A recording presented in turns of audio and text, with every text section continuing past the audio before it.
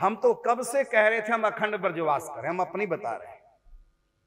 20 साल पहले हमने दोहा लिख करके दीवार पे वहां लिख दिया कि सुख चाहे सब छीन लो, चाहे दे दो दुख अपार, लेकिन ब्रज 84 कोसते भेजना एक बार, हमको ब्रज से बाहर मत भेजो।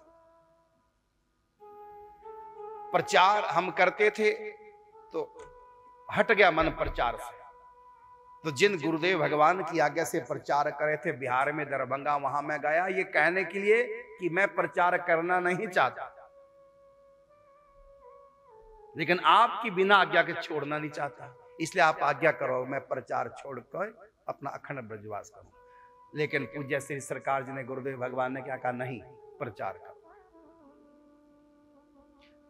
तो मैं तरसता रहा, अखंड ब्रजवास मिले, ठाकुर जी से प्रार्थना करता रहा और मानसिक रूप से अपने गुरुओं से भी प्रार्थना करता रहा, क्योंकि ये हमने पंडित जी से सीखा, बिना आज्ञा के कुछ नहीं करना। अच्छा, मुझको कई संतों ने कहा कि आप ब्रज से बाहर ना जाओ, आप तो ब्रज की चीज है, आप ब्रज से बाहर मत जाओ, कई संतों ने कहा।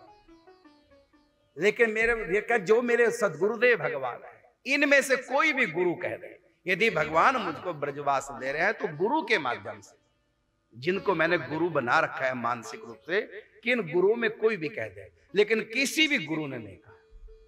सरकार जी कहते करो प्रचार। और हमारे कई संत हैं, सब ने कहा हमको कि ये ब्रज की चीजें ब्रज से बाहर नहीं जानी चाहिए, हमको भी कहा, आश्रम वालों को भी कहा,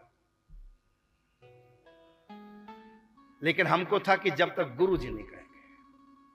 और हम प्रार्थना करते, हमने कई पदों की रचना की है, अपने सत्संग कथाओं में पदों को सुनाते, एकांत में भी सुनाते हैं कि अब हमको ब्रजवास।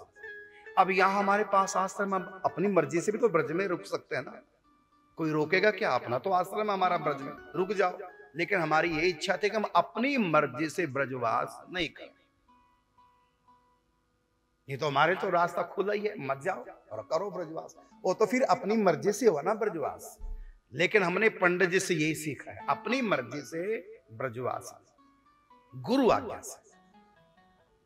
और ऐसा नहीं कि गुरु जी सिर छोड़ गया, वो कैसे आज्ञा दे, हमको पता देते हैं, भले सिर छोड़ गए लेकिन आज्ञा नहीं मिली, और जब मिली तो मिल गई और फिर आ गए, हो गया ब्रजवास।